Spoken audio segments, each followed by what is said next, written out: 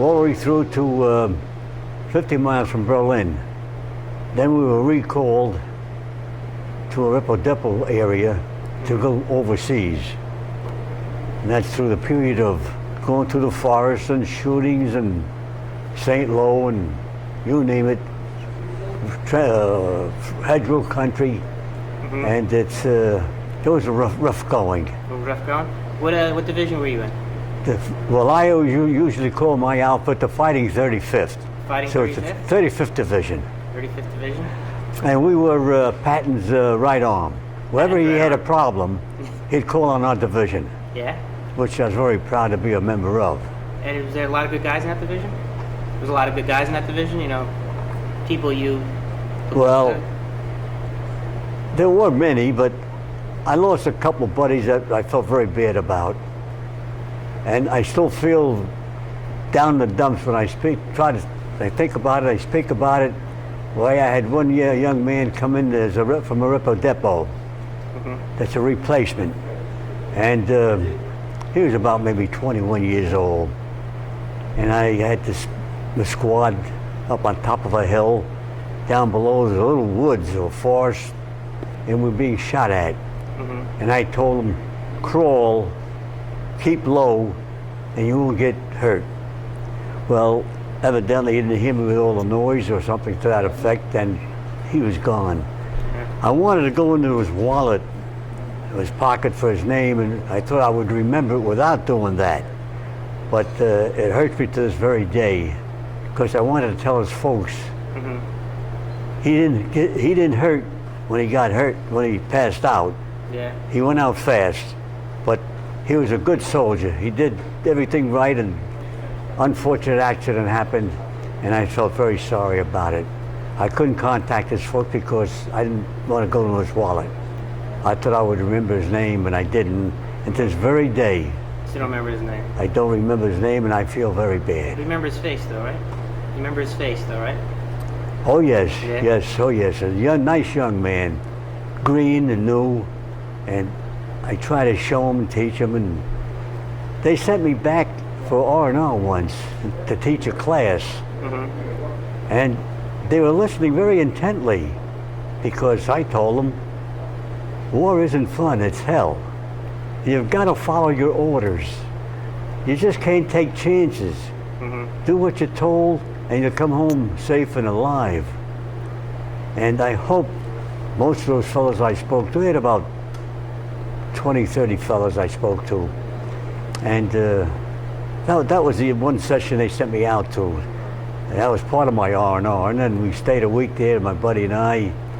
We came back, went back into action again. I think it was one of the forests, Oregon? I forget the name of the forest even. And This was in Germany itself? in Germany, yeah. And look to my right, or rather to my left, I see him laying there with his rifle, poised to shoot. His eyes are open, but he was gone. We just came back from an R&R, and I felt very, very sad, very terrible about it. But we had to keep going because there are soldiers, Nazi soldiers in the forest there. We were going top speed after them. We didn't worry about hiding under trees. We just kept going. At least my group was. And another incident I felt very bad about. Those things keeps your mind. When I start talking about it, it hurts. Yeah. It hurts because you get back from R&R, here you are, you lost a guy already. How about when did you liberate any towns or anything liberate any towns in Germany or actually France? You see, towns. Well, villages. We went into one town, and we took this town over, went into a house, and there was a father crying, and we said, "What's happened?" He was speaking French. I don't know, Germany, speaking French, and somebody understood. He pointed to the bed, and there was a little boy about 4 years old, 5 years old. When the Nazis left, they shot the boy. They killed him. However, when we went down the basement, I was a squad leader. I went down there first. The other fellows followed me. Then there was another door after that, dark, dismal, damp. And in there, somebody put a light on, and we saw him, a Nazi soldier, sleeping. We captured him to take a prisoner of war to find out how many men were here, who's the command, and so forth and so on.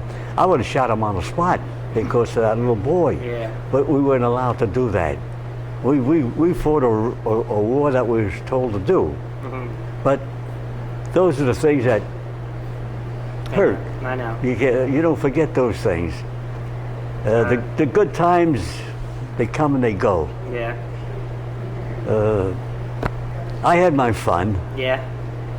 and for my R&R, we went to Belgium. I was gonna say, did you get to Belgium or Paris or anything? Yeah, went to Paris. Yeah. I'll never forget the ride to Paris. We hitchhiked, Yeah. and we got a ride all right into Paris, but coming back, it was dark, night, and we had to go this way. And fortunately, a tanker truck came by and stopped to pick us up. He says, the only way I can take you is if you hang onto the railing, the ladder on the back of the tanker. Well, I did that. All by myself, and I was wondering whether I would be left off where I was supposed to or not. Fortunately, he knew where I was going. He dropped me off, and everything was copacetic. I see here you won an award here. What was that for? This is an award for my volunteer hours at Lions VA. When I got out of service, I took my R&R, had a lot of fun. Then I looked for work, got married, and then my wife met a couple of guys. When two guys were in effect, they were on a drive, shaking a can for helping hospitalized veterans. He says, "Why don't you help out?" And I said, "I can't do it. I work every day. Sunday's the only chance I got to relax and do the work around the house." But my wife says she's free, she'll go. She went. Then she told me how nice it was to mingle with the veterans who were service connected. And I started to go. Then I joined the organization. Yeah. And between now and then, I joined all the organizations that I carry with me now about 6 different organization memberships, life memberships. And I'm involved with all of them. Active with maybe 3. Can't be active with all of them, it's just a little too much. And at that time, first, they never told me about accounting of your hours and your mileage and what you bring in for recognition for your organization. So finally, after a year or so, I learned this is what you do. You sign up and they put you down. I says, I'm here to help volunteer for helping veterans. And usually we have a party once a month, bingo party. We bring in all kinds of goodies, have a lot of fun, bingo. And my wife used to tell jokes and have a lot of fun with them, make them laugh, and it was a lot of fun. Like we continued that.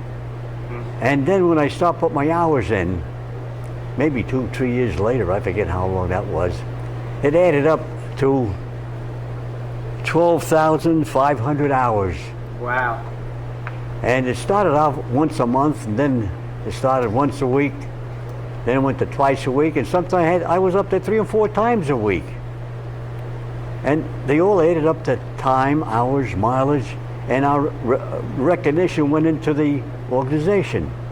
And then, of course, at the end of the year, the state got the record, the national organization got the record, and also the VA got the record. And once a year, they would make an announcement who gave what, not exactly by name, but the organization donated, say, 150,000, 250,000, whatever it happened to be, because everybody who knew about that would sign up and do those things. And no one got special recognition. It's just it was people were told about it, and then they went to the supermarkets to shake a can, help hospitalized veterans. And that's where the money goes, to help hospitalized veterans. You like giving back after That's the guys right. came back. And we still do it. Still do it? I'm going out Thursday and Friday for one of my organizations. And then when we have a drive, Poppy Drive, I go out for them as well. Could you, we've got about 30 seconds left. Could you say some of the names of organizations that you feel might need some help to the I belong audience? to VFW, DAV, Purple Heart, Purple. AMVETS, These all organizations. Jewish War Veterans. I'm a Kentucky Colonel. How many did I mention so far? About six, five or About 6 of them. And And it's just your way of giving back afterwards. yes, Well, thanks. I And- really appreciate it. that's about the size of it. No, you went, hey.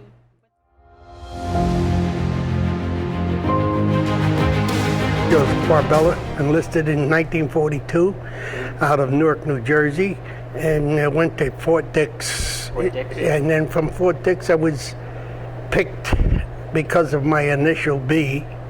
I had to clean stoves. 10 million people passed through the Dix. They didn't clean the stoves, but when I got there, I had to spend all day and all night Cleaning stoves. cleaning, in black as can be. And I came out at midnight. After I came back to my tent, and a coincidence. My cousin that saw me off in Newark at a party we had for my leaving, there's 10,000 tents in Dix. When I came back from cleaning the ovens, he was in my tent. My cousin that I left at home not knowing he was going to be drafted that week was in the same tent. And I never had a chance to really get to him so we can go together. I immediately, an hour after I got back in the tent, we lined up outside. They marched us to a train, and the train took me to Camp Polk. Camp Hope, and that's where you got your advanced training. That's where all the armored divisions trained, Trained. in the swamps of Louisiana for over a year. It must have been nice and hot there, huh? Hot, muggy, snakes. It was out of this world. And I didn't get no passes from down there, to come home. So it was a rough. It was rough. Yeah. And when did But you go overseas? yeah. Well, we stayed about a year. We went from Polk to Texas. The dry sand storms and whatnot. That was bad. Then we went to the Mojave Desert. I was in the Mojave Desert training, and then from there we ended in California at what is Vandenberg Air Base, where they haven't. That used to be Camp Cook years ago, and that's where we thought we were going to go to the South Pacific. Yeah, instead you went We to... came across the whole United States, and we left from New York here. And you went to France. In New York was in cold November. Mhm. We left here to go to London, to Southampton. When we got in Southampton, they put us in Trowbridge. It was a little country village near where the Bard was, Shakespeare's Yeah. Avon on the. And we visited, while we were there, we sneaked a visit in to see the place where Shakespeare made all his writings. And but we weren't there very long. We did get at least a few weeks of England, We went to a couple of dances with the girls there, and we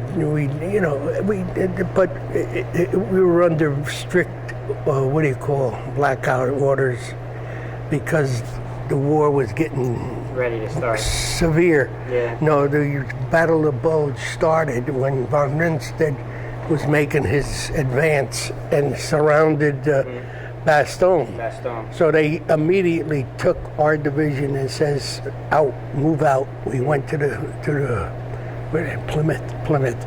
We left there, crossed the channel, got on trucks, and we never stopped. 500 miles without stopping. We went directly into Reims, Belgium. And that was with Patton? And that's where we had to break. We were the ones that broke through and opened the roads into Bastogne. Bastogne? We were the unknown division. The unknown division. The unknown division. They took our patches away. They didn't. The 11th wasn't marked on it, and nobody knew that. They didn't want the Germans to know that there was another division in reserve. Oh. So they And tricked them a little bit. we opened the roads at Neufchâteau and Houffalize and Saint Vith. We broke through to relieve, but the thing that hurt us there was the weather. Yeah, The because of snow, 5 degrees below zero. In the trucks, when we were in the truck, we were freezing. We little heaters. we were with the little sternos, and we had our fingers, and it was freezing. I mean, unbelievable cold. Then it started to snow, and it got deeper and deeper. So Bastogne was unbelievable. It's the worst winter that I've ever spent. Was winter in Bastogne. So we got through, and then once we broke through, Patton had a system with all his armored divisions. Some came from the south, some we came in, some came from the north. They all started to move after we broke out of Bastogne. He moved all his armored divisions in all directions, and they picked up so many prisoners. I mean, we just They know where to go. we annihilated them and moved so fast that the supplies couldn't keep up with us. The Cannonball Express, they called it, where the trucks moved from the ports to the divisions to bring the fuel, food, clothing, ammunition. It had to follow the armored divisions. They were moving so fast, the trucks had to keep up with us. Did Patton just keep on pushing you guys, huh? And eventually they start using drops by airplanes. You know. Yeah. Now, while this was all going on, we were looking up in the air and we see thousands and thousands and thousands of airplanes from morning till night going overhead. All bombed. In the cold weather, they streamed. In other words, they exhaust streams. You see these They're all the bombers, huh? the whole clouds was full of streams of the bombers going in, you know, and the small planes surrounding them were the fighter planes. And we used to say, somebody is going to get it today, you know, because there were so many of them all day long, huge bombers. So anyway, they were. We moved through the Bastogne. We got to the Rhineland. We went through the Siegfried Line. We fooled them on that. They had a system where they thought we couldn't get through. America had all these big bulldozers, tremendous big bulldozers. They took the earth and they put the earth over the top of the Siegfried Line, and everything went over the top over the top. Oh, just keep on moving. And we kept on moving. What was your worst memory, if you want to get? All right, well, I didn't get to the part that is my part. Fighting the Germans, we were only interested in beating them. We didn't know what was happening on the other side. Yeah. And so we just moved along. We went through all the different cities, Meiningen, Koblenz, all the different cities we were hitting. We were hitting cities near the Rhine River, the Rhone River, until we were going towards Austria and Bavaria. Now, when we got all the way to Linz, Austria. That's on the Danube River before Vienna. When we got there, we were there the first day. They took Mauthausen concentration camp. I was a medics. And you went sent in. I was in the first day. Oof. I was allowed to go in. Doctors and medics were allowed because they had to, a certain amount of people could only go in there in these camps. After they were taken by I forgot what they call them, our advanced unit, were the ones that got in and got at the Germans and got them the hell out. And but then the word got away. We had to go up there to help the doctors with they were dying all over the place. they were just dying in front of me, on the side of me. The death odor was unbelievable, you know. And they had naked women on one side, millions of them on this side, and on this side was all the men were all naked because it was the sun had come out. It was really nice, and they needed sunshine, but they couldn't have food. And that was the orders of the day. We had no food. We couldn't give them candy. We couldn't give them cookies. We couldn't give them food. We couldn't give them nothing. It had to be done by the doctors a little at a time, because if you didn't, you'd kill them. Now, I happened to meet one fellow that could talk English, and he was describing everything that was. Well, I see the people dying in front of me. I had a camera. I was taking pictures. I took some pictures. Of the, and then he's showing me he says, there's the trench. They were digging the trench. American soldiers that were guards there, they said they're digging the trenches, and those people that are putting the bodies in there are the people in Linz, Austria. They said that didn't know what was going on. I heard that happened all over. And so they had them burying them. And gently, you know. Now, what was happening, they were dying so fast, there was a wagon went around every 15 minutes. And at the end of 15 minutes, they had a whole pile of dead bodies on top of the wagon. They put them in the grave. The wagon went around again. 15 minutes, they got another whole pile of dead bodies. Then they took us to where they showed, before these people were malnutrition. They purposely were not feeding them, and that's the only, they could kill a lot more that way, just malnutrition. Then they had the other system they were using was the gas chambers. They said was the shower place where they were going to give them showers, but they weren't showers, they were gas vents. And they showed us where they did that, the gas chambers. They showed us the ovens where they slipped them in, two and three bodies at a time, and burned them, and cremated them, and they had just bones. And they had a pile of bones as big as a house, bones there.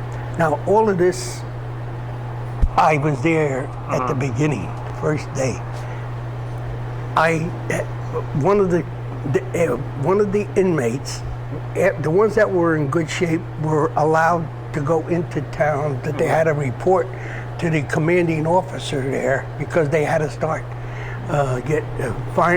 distribute them to different countries they belong to. When they get enough of them, they put them on trucks to send them home. So that's the only way they could do it. The ones that were still able to, they came late into the camps. They were brought there late. They were still in good health. And they would try to get them back to the homeland. That's right. What was your best memory being over there? Well, we had good times. Good times. Besides bad times. After Mauthausen, we stayed there waiting to go home. You had to wait by the amount of points that you had on being in the service. And I waited about 6 months. 6 months, and then you and it was beautiful. They put us on Lake Attersee. We had at our disposition kayaks, boats, horses, but the water, the mountain was full of ice, snow, and the lake was freezing. Yeah, but you couldn't go in. It was so cold. It was freezing. You couldn't go in the water. Well, thank you. I appreciate it, Joe.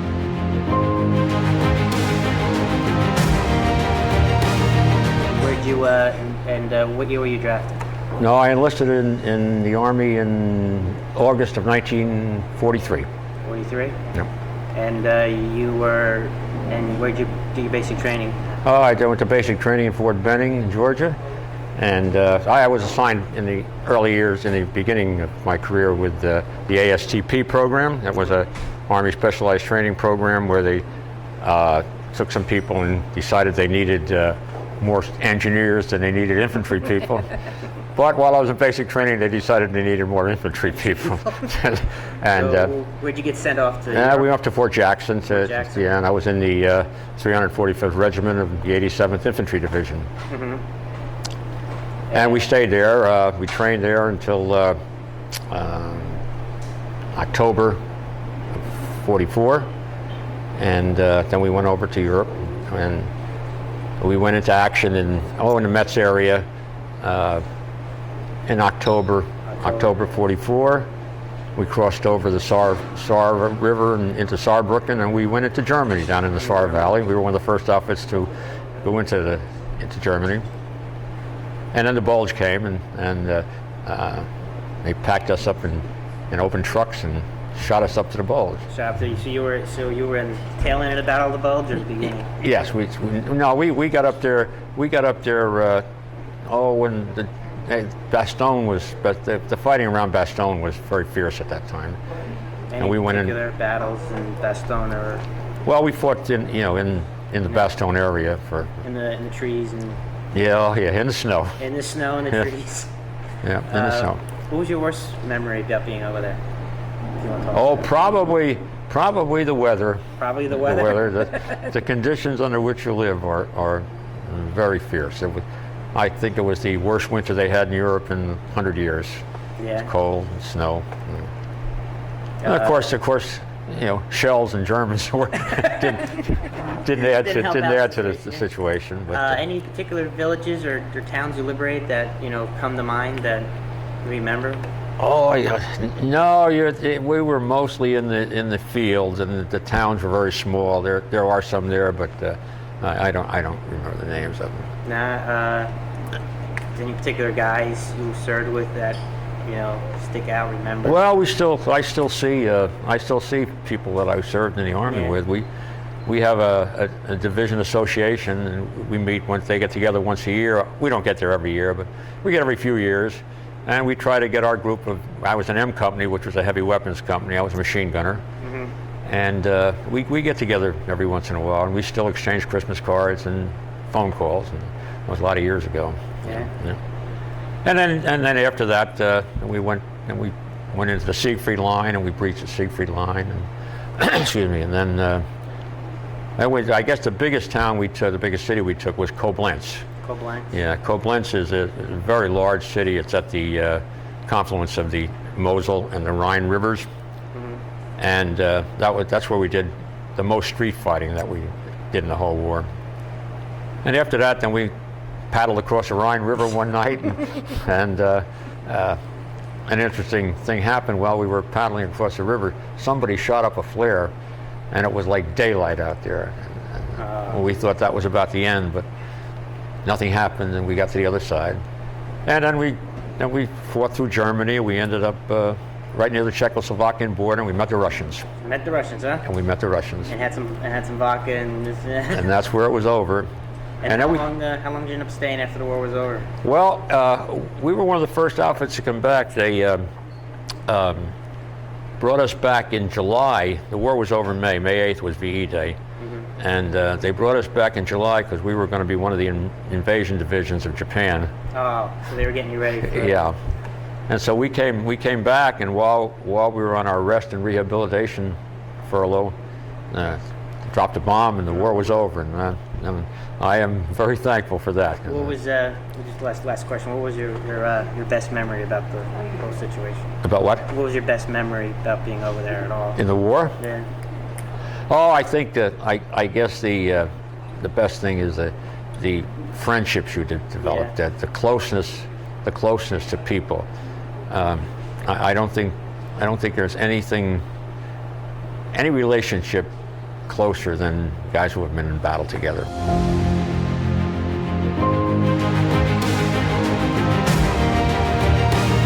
I served in it was in the beginning we went to Camp Rock, Fort Dix, and then we went to Camp Rock, Alabama, and we were there for about a year. He has a very good memory, and he remembers all the detail. And what's the story between you guys? You guys can. Well, yeah. What happened was I served there. We were in the infantry. Mm-hmm. I was a 57 Recoils rifleman, and then I had a weekend pass. I might have mentioned that. Well, yeah. I had a weekend pass, and Phil, excuse me, why don't you start? Well, you were in the service. Yeah. You were a recoil man, right? Yeah, Right. and then Tell them what the story is that you became a cook after that. oh, that's true. Later on. Yeah, This oh, is that's later true on. too. That, Okay, that we'll, was we'll yeah. continue on that road. Yeah. So what happened was I came in late. I was on time on my weekend pass, and half of the outfit went to Korea. I believe you were on I that. was in that bunch, yeah. It was. I made it in time. They waited for the bus for me to come in into Camp Rock, Alabama at 11:30. I met someone in the city. They said, "I have a car. I'll take you in there." Well, I'm driving into the place there, into the camp. Everyone's leaving the camp, going down to the railroad station. I said, "Gee, there must be a pullout here." And we were with the. We were in with the Minnesota National Guards that got federalized, and the Viking Division. Yeah. And as a result of that, half of the outfit went over, and 75% got killed, wasn't it? That's right. 75% of got our killed Went to Korea or In in Korea. Yeah. And as a result of that, the senators, the mothers, and everybody else said, you can't send the rest of the boys to Korea because we need them for the farms. And the rest went to Germany. And I was the one that went to Germany.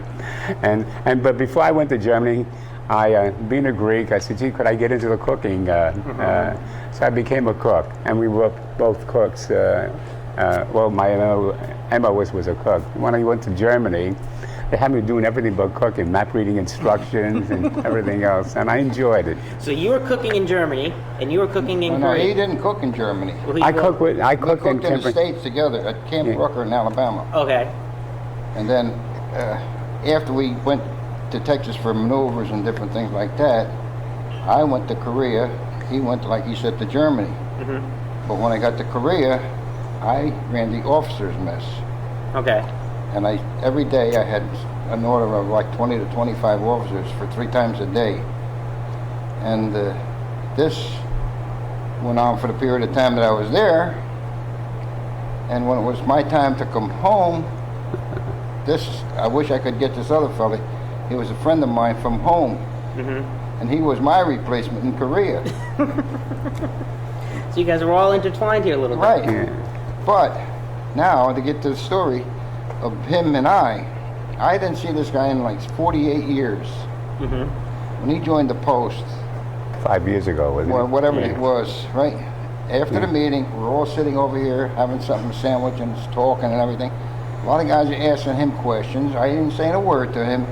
When they were finished, I pointed my finger and I says, Phil Bezos. He almost fell through the floor. So what was that, 20, 30 years? 48 years. 48 48 years later. years. 48 years later. Yeah. We Amazing. finally met here. And the lady in church says to me, you need hearing aids. Why don't you come to the VFW post and go to the VA hospital and get some hearing aids? So I said, well, it's not the hearing aids. I enjoy coming down here, the camaraderie. I'm the junior vice commander here now, and I'm trying to get the membership committee, in other ways, trying to keep that together too. And I enjoy that. Which best memories of being part of the VFW? Well, what I'm doing here right Besides now. meeting your friend after 48 years. Well, we got to know each other his very wife well. and my wife passed away years ago. But anything that comes up, he doesn't have a memory like I do. And if something comes up special, I'll either tell him or I'll call his Oh, he wife told up. me. This way, I know the message gets through. Well, I retired, but I took a civil service test, and I worked for the Department of Employment and Training. And we're both 75 years old, so if it wasn't for the service, I wouldn't have. I got 5 points over everybody else. So naturally, the civil service came in very handy for me to have this job, and I enjoy talking to people and getting them jobs and resume writing and how to go about getting jobs. And I'm a case manager with the Employment and Training in Union County. What was the best thing that came out of the Army for the both of you? Well, the best thing? Well, The friendship that went well, with the friendship is one yeah. thing. But when I come out of service, I actually went to school to study diesel. But when I come back, I was offered a job in Valentine's Brewery, so I took that, which was a better deal than working on trucks. And then after that, you know, when things happened, then they closed up, and I went to other fields and that. Then for years I was installing machinery and material handling equipment for many years. You all learned that from the Army experience. Well, not from the, well, a little bit of this, a little bit of that. Yeah. But, Yeah. go ahead. How about you? Well, I came out and I went looking for a job at the employment agency, and a guy gives me a job working in the employment agency, and I was there for 15 years. Then I went to work for a manufacturing company. I was a personal director. And I went to Rutgers. I got my degree in labor relations and business management. And I worked for a few companies as personal manager. And that's when I retired about 12 years ago, my wife said, well, you better start getting another job. Just real fast for both of you before we gotta go because we're running out of time here. In Okay. Germany, how it was pretty great. quiet, right, at that Well, time? I was stationed in Frankfurt. You were trained in Frankfurt. Yeah, I so was stationed in Frankfurt. you weren't near the Berlin Wall or any of that. No. And I enjoyed it there. And what happened is they put us on maneuvers. They put you in a truck. They put you in a truck, and you have to find yourself back. Well, me and my buddy found ourselves back in one day, and as a result of that, we became the map reading instructors. How about you? Well, I was in Korea, like I said, right? I ran the officers' mess, but the worst part of being over there was the weather. The weather? Well, at times the weather, the temperature was like 20, 30 below zero. But you can go to bed at night and wait with that temperature and get up in the morning and it'll be 32 above because the winds would shift in and come in from the Pacific. And people says, you're crazy. I said, no, I'm not crazy, as I can prove it.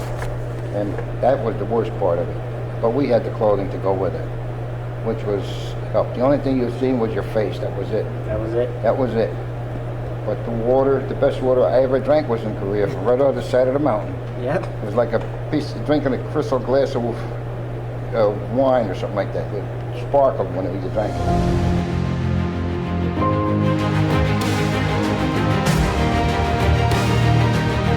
I joined the Navy. You joined the Navy. Yeah, First Navy guy. and I went to Great Lakes, Illinois for boot camp. And I finished boot camp in October, and they found out I wasn't 17 yet, so they sent me home. Sent you home, huh? And December 1st, my birthday, they recalled me. I had to report to Church Street in New York, and from Church Street they shipped me back to Great Lakes, and I entered torpedo school. I went through torpedo school in Great Lakes, Illinois, and also I was supposed to be assigned to submarines. I went and started submarine training, and I had ruptured an eardrum, so I got reassigned to destroyer, and I had to pick it up. It was up in the Aleutian Islands, and I went west to Bremerton, and I caught an LCI, and it took me up through the Dutch Harbor, and out to Adak and Ketchikan, and out to Attu and Kiska. And there I went on an oil tanker, and the oil tanker was alongside of the destroyer Fraser, and I went on a breeches buoy onto the destroyer Fraser. Now you were on the destroyer Fraser through the whole war? I stayed on it through the Aleutian operation. In fact, while we were up there, while I was on board, we sank 2 Japanese submarines. Right there in Aleutian. Yeah, well, during the Midway battle, the Midway battle was supposed to be the diversion, and they were making a landing in the Aleutians, and it got kind of switched around because of our strength down there. So they were abandoning the Aleutians, and they were taking them off by submarine, and we sank 2 of their submarines. Our entire destroyer division sank about 6 submarines. So they came back to the States, and we left the States and went to the Fiji Islands, and then from the Fijis to New Zealand, picked up the 2nd Marine Division, and we went up to Ifadi and had training. And in November of '43, we went to Tarawa. Tarawa? And we were close in support in Tarawa. We bombarded for 3 days and then made the landings. And we were there November 21st, 22nd, 23rd. We sank another Japanese submarine right off the coast of Tarawa, and we took prisoners from it. We raised it. Depth charges went under it and blew it to the surface. We took prisoners from it. And incidentally, we had them at one of our reunions about 10 years ago. You did? We found one guy over in Kobe, Japan, and we brought him over. His name was Takashi Kono. I got some paperwork I'll give you later. And we had a nice visit with him and his son. His son works for the United States government now. Name is... And you torpedoed his father as well. yeah, we depth charged him and depth brought him charged to the him, sorry. surface. And after Tarawa, we came back, we refitted, and picked up another Marine division, and we went to the Marshall Islands, and Wewak and Majuro, all those small islands. We landed all through all of them. So you were there for the island hopping. Yeah, all the campaign. island hopping campaign. Yeah. Then we left there and we went to New Guinea. We landed in Sewar and Hollandia, New Guinea, and we went up for the battle at Truk. That was their naval air station, and we had quite a battle up in there, and then come back down. And I left the Fraser. I came back to the United States, and I went on board a new carrier, Yeah? an Essex-class carrier. The new ones. Yeah, and I went back in time for Iwo Jima and Okinawa and You with Halsey by then? Philippines. Hmm? You with Halsey on the carriers then, right? Oh yes, we were with Halsey when I was in the destroyer. We were still with Halsey. How was that? Was he really the, It was on the go all the time. Yeah. And we were constantly getting ammunition on board because we were always using it. And bombarding with the destroyers. You're in close. You could see whatever was going on this beach. And we were bombarding all their reinforcements. And but on the carrier, we were miles away. We didn't see anything anymore. nothing, right? It was like, No. just watch the planes go. We loaded torpedoes and bombs on the airplanes, and they took off. When they landed, we just loaded more, refueled them, and they took off again.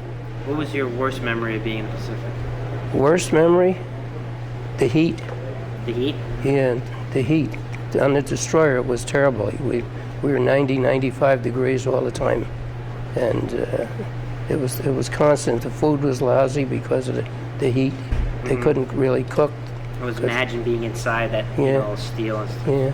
But on the How about your best memory of the whole, I mean, if you could have a best memory of the whole experience? well, I don't know. I think the end was great. I just wish we'd have dropped more A-bombs. Yeah? I do. I wish we'd have dropped a couple more. Because I had a Where lot were of... you that day? The day that was done? Yeah. About 150 miles off the coast of Hiroshima. Oof.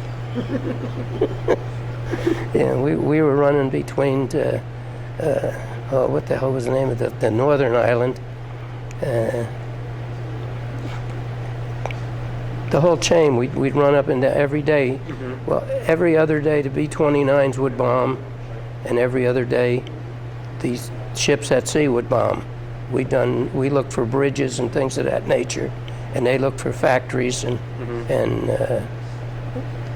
So your planes would scour after. yeah. Well, we had smaller planes. They only carried 2,000 pounds of bombs. We had 105 airplanes on the carrier, and 105 airplanes by 2,000 is quite a bit of bombs. What do you think the experience in the military when you came out? Well, after the war ended, I was assigned to the 19th Fleet. That was the inactive fleet in Bremerton, Washington. And we were putting ships out of service. And I think the biggest thrill I had was seeing the first jets. Yeah? Because we never saw jets all during World War II. And see those first jets come And on. I saw the first jets in 1947. And just before I got discharged, we saw the first jets flying overhead. That was great. It was a good memory. And it was nice there. The people in Washington were really nice to us. But, I was going on 5 years, so, you know, it's a long time in the military. When I came out, I was 21, and I was looking to go to work.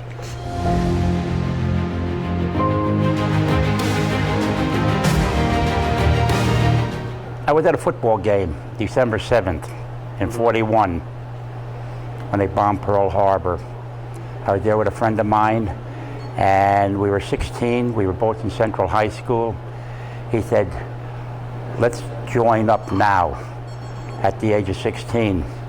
Told my mother, she said, My family said no. When you're 17 or when you graduate high school, if you want to go, you can go.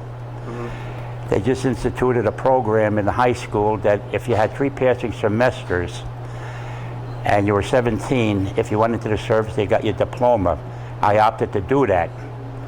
Unfortunately for my buddy, he lied about his age, and he was one of the unfortunate guys that were on the Juno with the Sullivan brothers. His whole career lasted him about 9 months, a career. From there, I went to electrical school in Purdue University, came out as an electrician, was on a repair ship in the Aleutian Islands for approximately a year. Got transferred out of there, was put on an APA, a transport. Went to amphibious school in Oceanside, California, landing operations. Primarily what we did for about the first half a year was running all over the Pacific, moving troops from one area to another, supplying them. So kind of like a shuttle kind of A thing. shuttle thing. The war down in the southern part of the Pacific was waning. We're moving troops and equipment further north. And then the major battle was in Iwo Jima, the first major, first major one. That was something to remember. You could never forget it. Anything in particular that sticks out in your mind? Yeah, well, what sticks out in my mind is we had so many ships that were beat up and broached and destroyed. Destroyers had to come in with grappling hooks to pull them off the beach. So we had places to land our supplies and our troops. We stood in there. Before we left Iwo Jima, it must have been 5 days, 6 days. After 5 or 6 days, each day we would go about further. We'd leave the beach. We'd go out because we didn't want to get sucked in with sappers.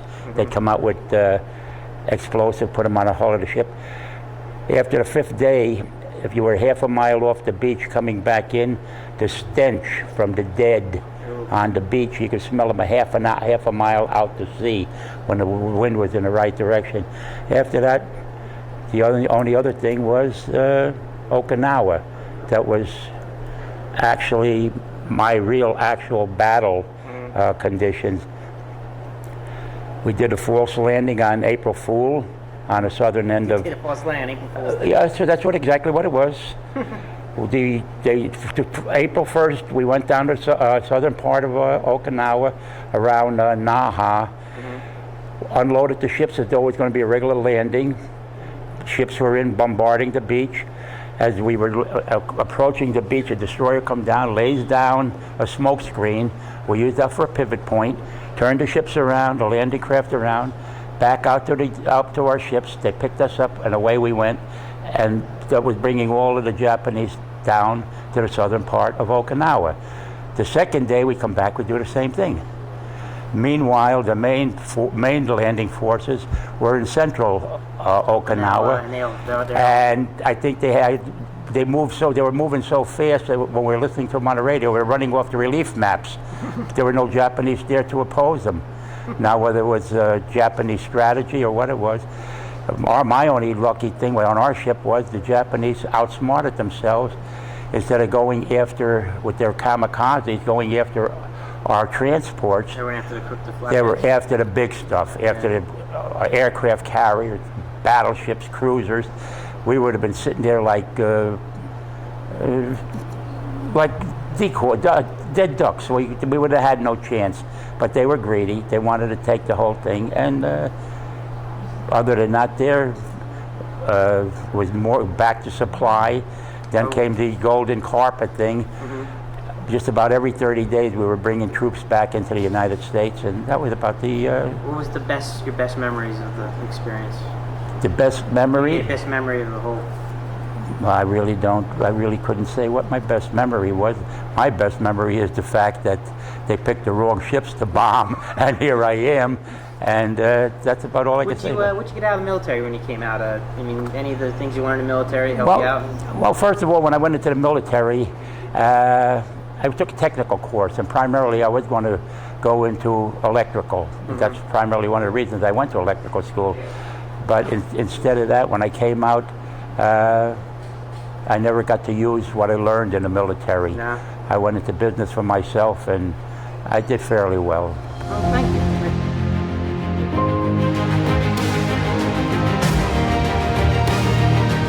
1940. 1940? So Yeah. you were in a good year before... A whole year. I had before? 6 days to go before I was going to be discharged, and they bombed Pearl Harbor. So my discharge was delayed for 5 years. For 5 years. Where did you serve? Well, I started in Fort Bragg, and then we went over and invaded Africa. Over there, Africa. Invaded Africa, we went through Kasserine Pass and El Gitar, and then we went up to Tunisia, Tunisia? and then we withdrew back, and we were put on boats to go to Sicily, and invade Sicily. And then we did the same thing in Sicily. And after that, we were sent over to England. So What division were you in? 9th Division, 9th Division? we called the Old Reliables. The Old Reliables? And who was their commanding general at the time? For Africa? When we started out, Patton was. I was going to say, it wasn't Patton. I would think Yeah. wasn't Patton in there for a little bit. Yeah, because he was down to Fort Bragg when we left. And he started cursing on his speech. And the guy said to him, "This is Mother's Day and all the women are here." He said, "What do you think I'm running, a nursery?" So that was it. So after Sicily, we went to England. Yeah. And I was there for, well, from 1942 till 44. To 44? Yeah, I got married over there.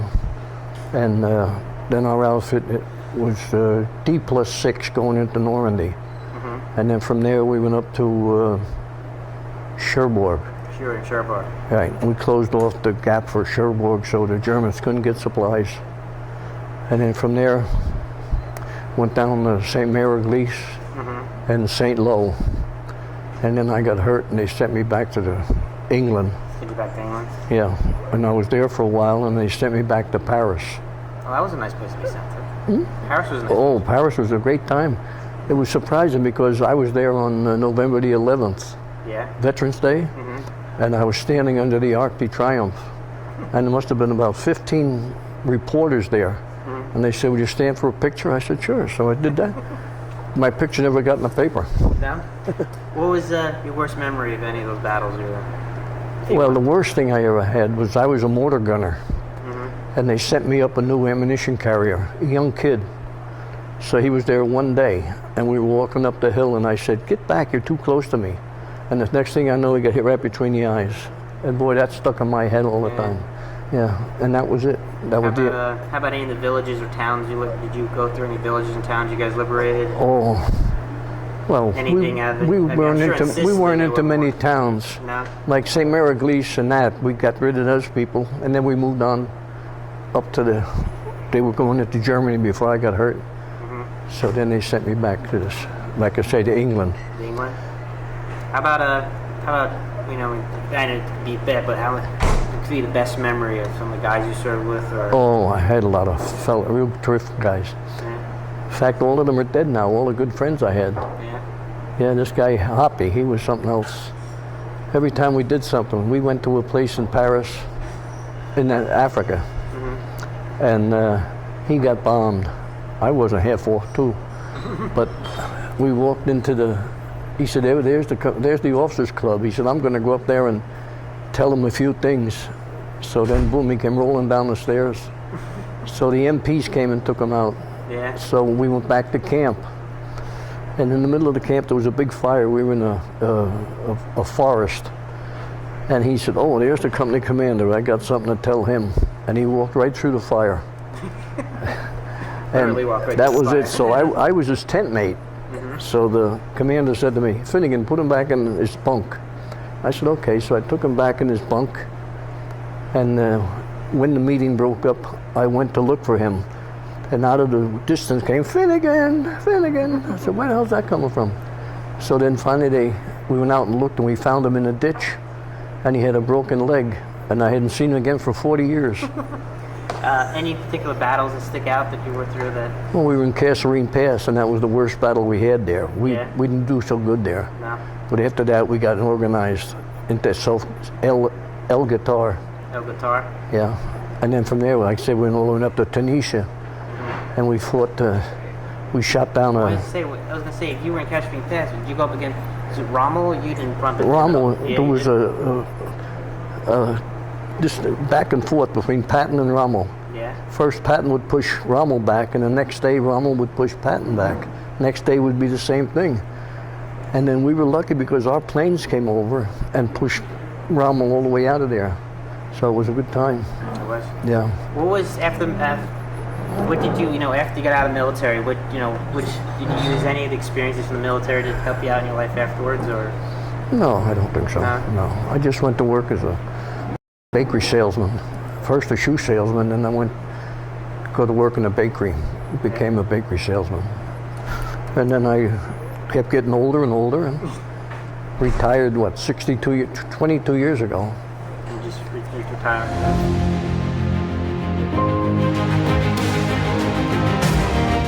1942? Yeah. And where did you train?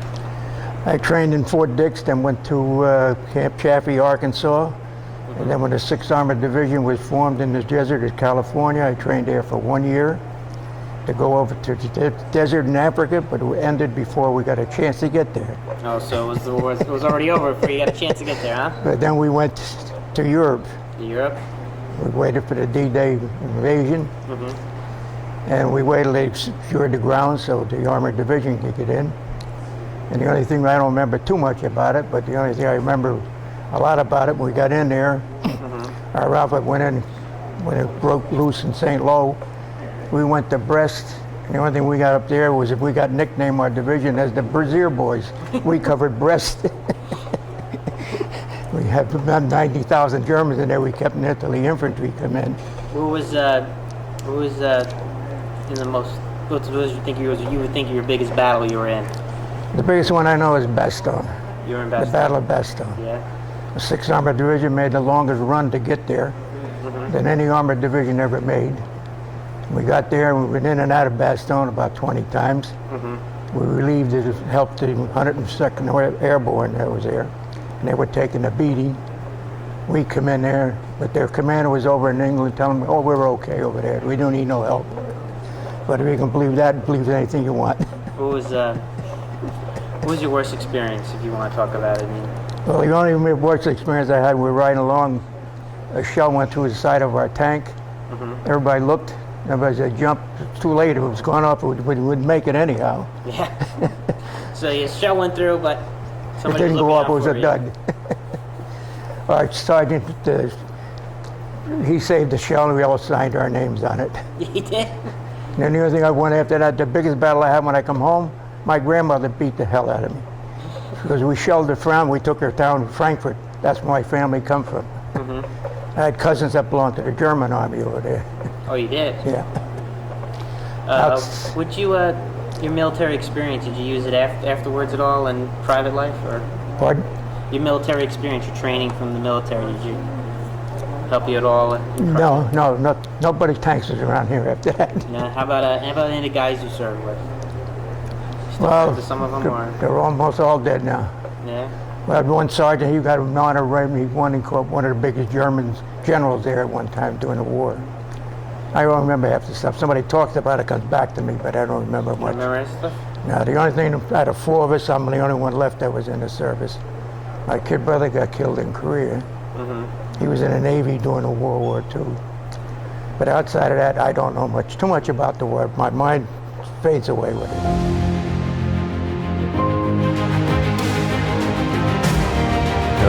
42. 42? Where'd you do your basic training? Fort Campbell, Kentucky. Fort Campbell, Kentucky, and you were put into what division? I was in the engineers, Army engineers. Army engineers. Right. So you guys either blew up things or built things, right? Well, that's it. We had to blow them up, obstacles, and build things, right.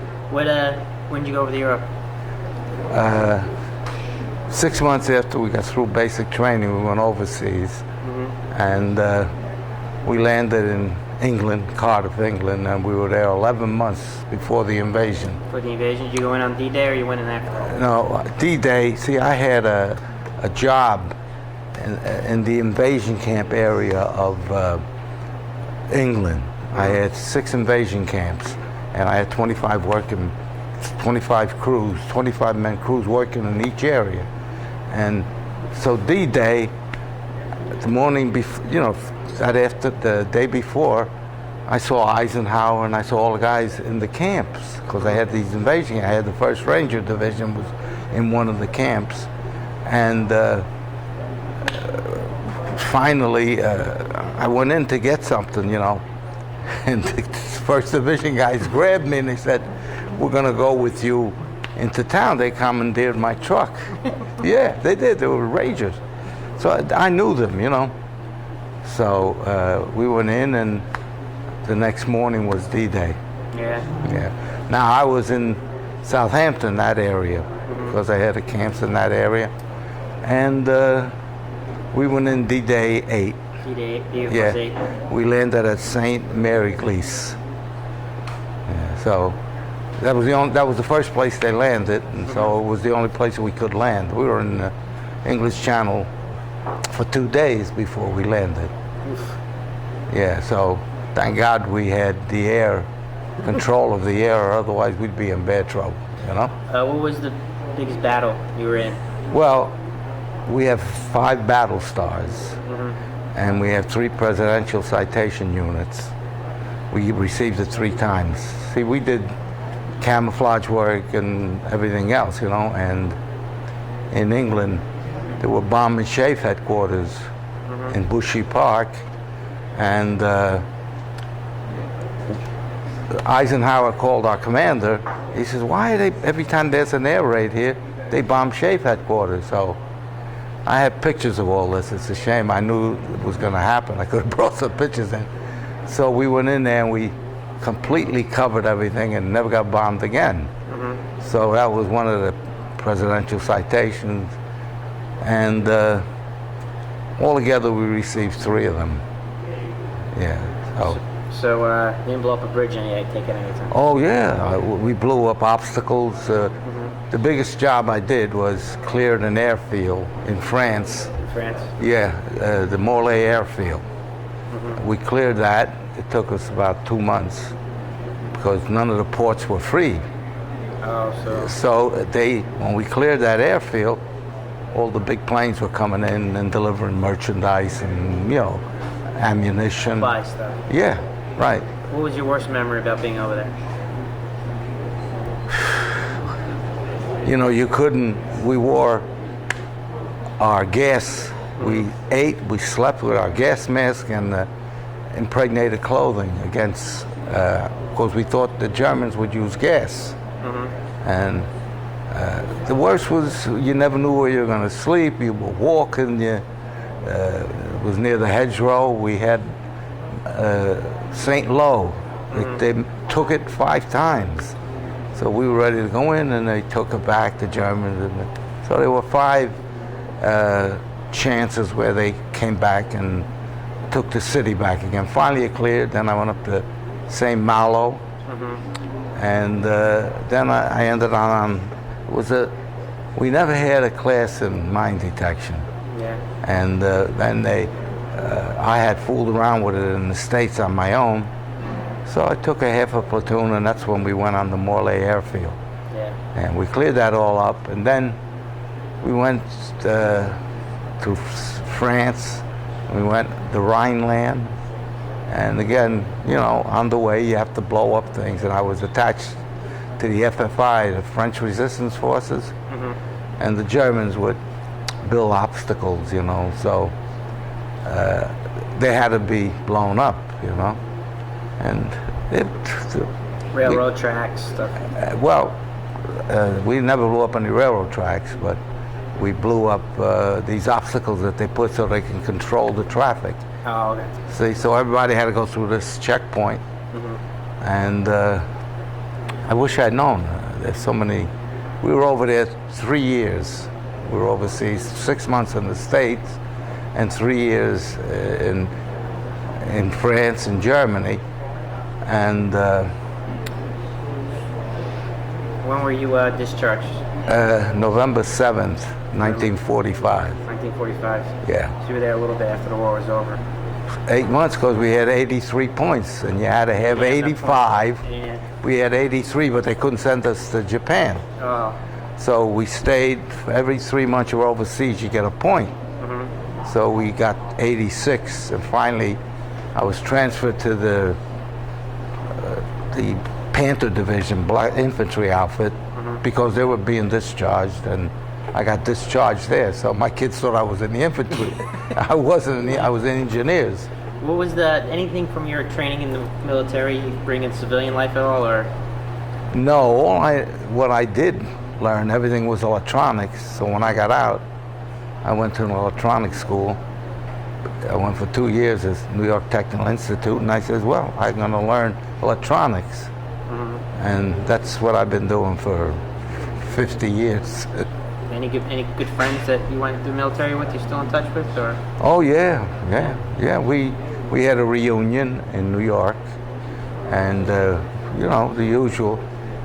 Every area where we had the battle, on the menu was each place we stopped.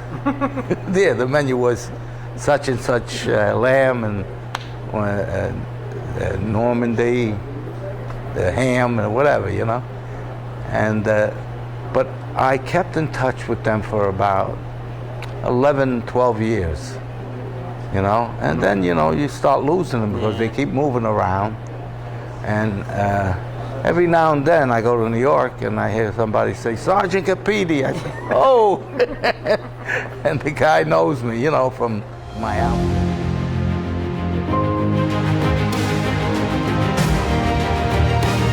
Army? Yeah. What division or? Well, I was in Fort Dix. Fort Dix?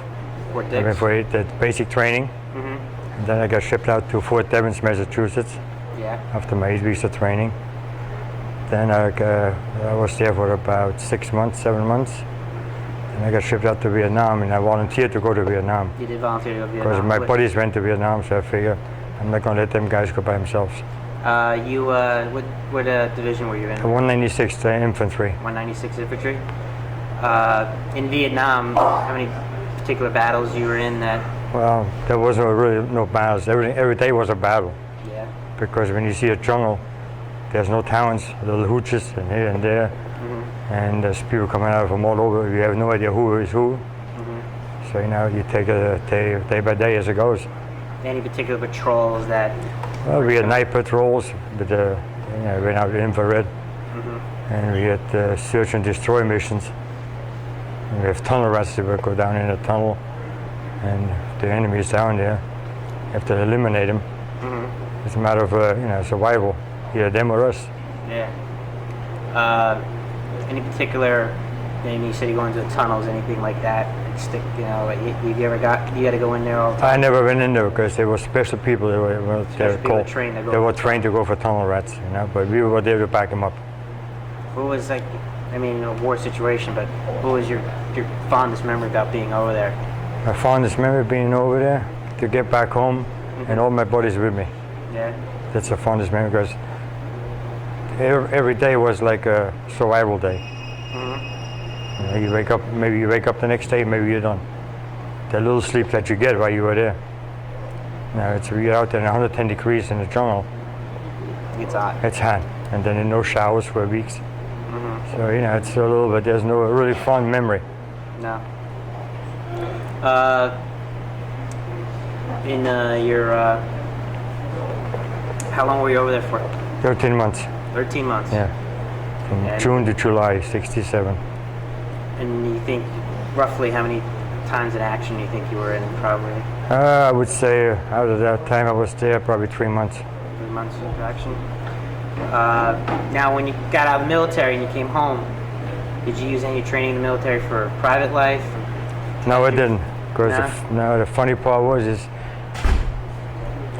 and my position now is as a baker. I've been a baker all my life. So that's what I want to be, a cook in the army. So of course the army does everything backwards. So they put me in infantry. You know, first they put me in a motor pool as a MOS. Then they changed my MOS when I went to Vietnam to infantry. So we went over in a ship, 30 days on a boat to go to Vietnam. Now you're the president of the VFW and Union. VFW and Union. I'm going to say, this is your chance to speak to the people of Union about the VFW. I mean, what do you guys, the strong points you guys do, which, Well, our mission in the VFW is for the town, for the community. That's our main purpose, and our veterans. We can never forget our veterans. POW, MIA. I wear this shirt. Everything you see is POW, MIA, because we can never forget our POWs. Okay, missing in action. Now, this poor guys we have over there, they're going the same thing as we're doing now, as we went through in Vietnam. It's basically the same thing. Just we're in the jungle, they're out in the rocks and deserts. And the VFW is a great, I've belonged to the VFW for 30-some years. And it's a great organization. We do a lot of things for our veterans, for the hospitals. We donate approximately $35,000 a year to the hospitals. And I got good membership here. We got over 300 members.